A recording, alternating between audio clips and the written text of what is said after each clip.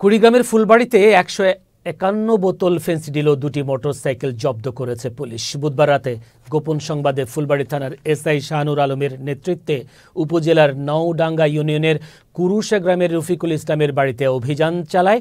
এ সময় ২টি মোটরসাইকেলে বিশেষ কায়দায় তেলের ট্যাঙ্কিতে রাখা ১৫১ বোতল ফেন্সিডিল সহ মোটরসাইকেল ২টি জব্দ করা হয়।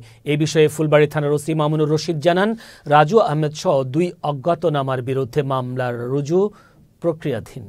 ফুলবাড়ি থানার কুরুশা ফেরুশা গ্রামের মোহাম্মদ রাজু আহমেদের বাড়িতে মোটরসাইকেলে বিশেষ কায়দায় সাজানো অবস্থায় ১৫১ বোতল ফেন্সিডিল উদ্ধার করে।